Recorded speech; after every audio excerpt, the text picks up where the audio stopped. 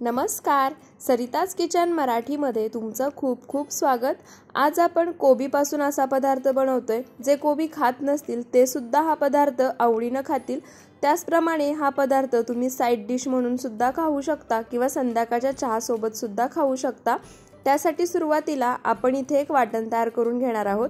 त्यासाठी मिक्सरच्या भांड्यामध्ये इथे मी 8 ते 9 लसणाच्या पाकळ्या घेतल्या आहेत, त्या काढून घ्यायच्या। सोबतच अर्धा चमचा जिरे, इथे मी 3 आल्याचे तुकडे घेतले आहेत ते घालायचे आणि त्यासोबतच 6 ते 7 हिरव्या मिरच्या घेतल्या आहेत, त्या सुद्धा अशा पद्धतीने तोडून यामध्ये घालायच्या, म्हणजे वाटून घेताना हिरवी मिरची सुद्धा लगेच बारीक होते। आता हे सर्व साहित्य मिक्सरला पाणी न घालता वाटून घ्यायचं आहे। वाटून घेताना लसूण किंवा हिरवी मिरची थोडीशी जाडसर राहिली तरी चालेल, पण यामध्ये थोडंही पाणी घालायचं नाही, पाणी न घालताच वाटून घ्यायचं आहे। तर इथे थोडंही पाणी न घालता सर्व साहित्य मी मिक्सरला फिरवून वाटून घेतले। तुम्ही इथे बघू शकता लसूण आणि हिरवी मिरची यामध्ये तुम्हाला थोडी थोडी मोठी राहिलेली दिसत असेल। आता आपण पुढची तयारी करून घेऊयात। त्यासाठी इथे मी एक परात घेतली आहे, त्यामध्ये इथे मी एक मोठी वाटी बारीक खिसलेला कोबी घेतलाय। हा कोबी तुम्ही चिरून सुद्धा घेऊ शकता किंवा मिक्सरला पल्स मोडमध्ये मिक्सर फिरवत वाटून घेऊ शकता, पण कोबी चिरून घेतलात तरी एकदम बारीक चिरून घ्यायचा किंवा अशा पद्धतीने खिसून घ्यायचा। त्यानंतर आता यामध्ये आपण ज्या वाटीने कोबी खिसून घेतला होता त्याच वाटीने 1 वाटी ज्वारीचं पीठ घेतलंय। हे ज्वारीचं पीठ मी स्वच्छ चाळून घेतले। आता हे ज्वारीचं पीठ या कोबीमध्ये काढून घ्यायचं। तर या ठिकाणी मी जे काही साहित्याचं प्रमाण घेतले ते एकाच वाटीने मोजून घेतलं आहे। त्यानंतर यामध्ये ज्या वाटीने कोबी आणि ज्वारीचं पीठ घेतलं होतं त्याच वाटीने अर्धी वाटी तांदळाचं पीठ घालायचं। तुमच्याजवळ जर तांदळाचं पीठ नसेल तर तुम्ही त्याऐवजी अर्धी वाटी पोहे मिक्सरला वाटून त्याची पावडर बनवून घेऊन या ठिकाणी घालू शकता। त्यानंतर यामध्ये आपण जे वाटण तयार करून घेतलं होतं ते घालायचं। त्यासोबतच यामध्ये काही पावडर मसाले घालायचे।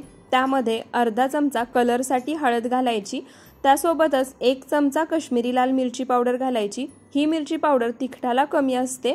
1 चमचा धणे पावडर घालायची। त्यासोबतच इथे मी 1 वाटी बारीक चिरलेली कोथिंबीर घेतली आहे, ती सुद्धा घालायची। कोथिंबीर या ठिकाणी तुम्ही आणखी जास्त प्रमाणात वापरली तरी चालेल।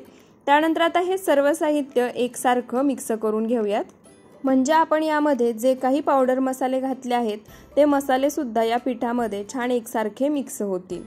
तर इथे सर्व साहित्य मी पिठामध्ये छान एकसारखं मिक्स करून घेतले। आता यामध्ये 1 चमचा किंवा चवीनुसार मीठ घालायचं। मीठ घातल्यानंतर पुन्हा सर्व साहित्य एकसारखं मिक्स करून घ्यायचं। तर इथे सर्व साहित्य मी छान एकसारखं मिक्स करून घेतले। त्यानंतर आता यामध्ये लागेल असं थोडं थोडं पाणी घालायचं आणि आपण भाकरी बनवण्यासाठी जसं पीठ मळून घेतो अगदी त्याच पद्धतीने हे पीठ मळून घ्यायचंय। पीठ जास्त सैलसर करायचं नाहीये, त्यामुळे लागेल असं थोडं थोडंच पाणी घाला आणि पीठ मळून घ्या। तर इथे लागेल असं थोडं थोडं पाणी घालून भाकरीसाठी मळतो अगदी तसंच पीठ इथे मी मळून घेतलं आहे। त्यानंतर आता मळून घेतलेल्या पिठावरती एखादा रुमाल झाकायचा आणि हे पीठ फक्त 10 मिनिटं भिजण्यासाठी बाजूला ठेवायचं। आता पीठ भिजते तोपर्यंत मी गॅसवरती स्टीमरच्या खालच्या भांड्यामध्ये पाणी सुद्धा गरम करायला ठेवलं आहे। तर इथे 10 मिनिटं हे पीठ मी भिजवून घेतलं आहे। आता पीठ पुन्हा एकदा 1 मिनिटभर आपण अशा पद्धतीने मळून घेऊयात। तर इथे 1 मिनिटभर हे पीठ मी पुन्हा एकदा मळून घेतलं आहे। त्यानंतर आता सर्वात आधी स्टीमरचं जे वरचं भांडं आहे त्याला आपण तेलाने ग्रीस करून घेऊयात, म्हणजे या भांड्याला सर्व बाजूनी तेल लावून घेऊयात।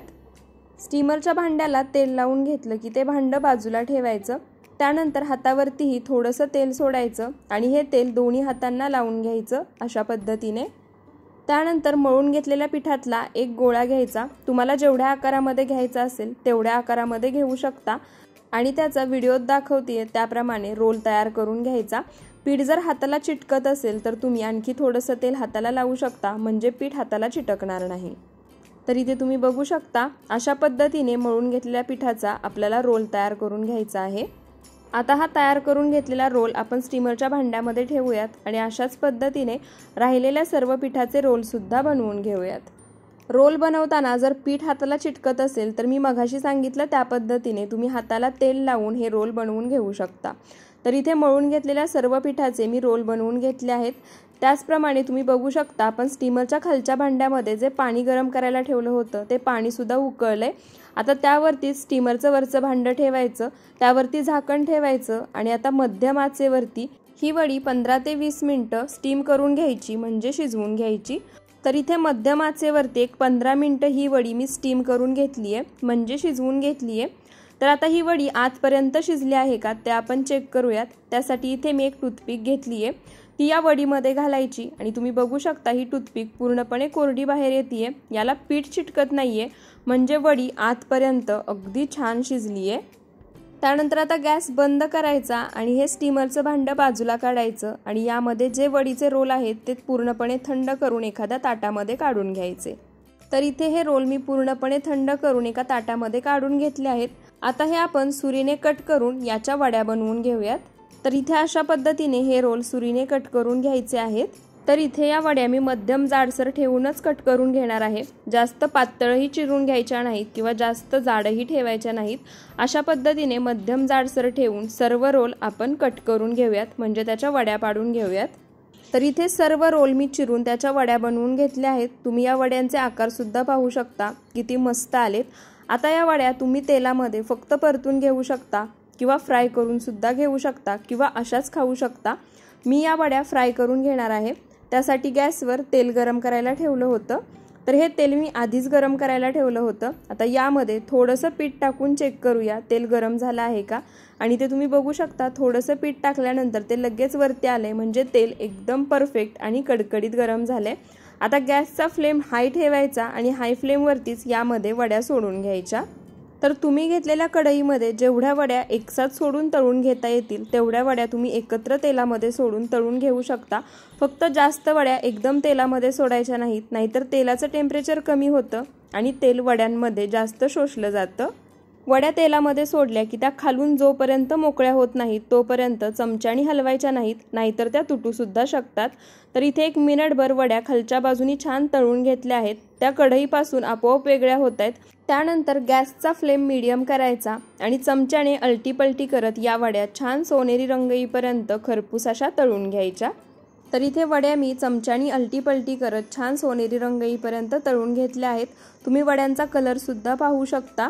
आता या वड्या आपण एखाद्या किचन पेपरवरती म्हणजे टिश्यू पेपरवरती काढून घेऊयात, म्हणजे यामध्ये जे काही एक्स्ट्रा तेल शिल्लक राहिलं असेल तेही निघून जाईल। आणि आता अशा पद्धतीनेच राहिलेल्या वड्या सुद्धा आपण तळून घेऊयात।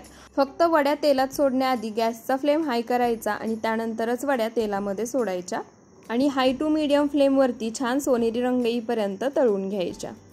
तर इथे सर्व वड्या मी तळून घेतल्या आहेत। तुम्ही या वड्यांचा कलर सुद्धा पाहू शकता, आकार सुद्धा पाहू शकता। वड्या अजिबात तुटल्या नाहीत आणि तुम्ही इथे बघू शकता माझ्या हाताला जास्त तेल सुद्धा लागत नाहीये, म्हणजे वड्या जास्त तेलकट सुद्धा नाहीयेत। त्याचप्रमाणे या वड्या छान खुसखुशीत कुरकुरीत तयार झाल्या आहेत। तुम्ही या कोबीच्या वड्या रोजच्या जेवणामध्ये साइड डिश म्हणून खाऊ शकता, त्याचप्रमाणे संध्याकाळच्या चहासोबत सुद्धा बनवू शकता। तर तुम्हाला आजचा हा रेसिपी व्हिडिओ कसा वाटला ते मला कमेंट करून नक्की सांगा। आवडला असेल तर व्हिडिओला लाईक आणि शेअर करायला विसरू नका आणि अशाच रेसिपीजसाठी आपल्या सरिताज किचन मराठीला सबस्क्राईब नक्की करा। पुन्हा भेटूया अशाच एका नवीन रेसिपी व्हिडिओसोबत। व्हिडिओ शेवटपर्यंत पाहिल्याबद्दल धन्यवाद।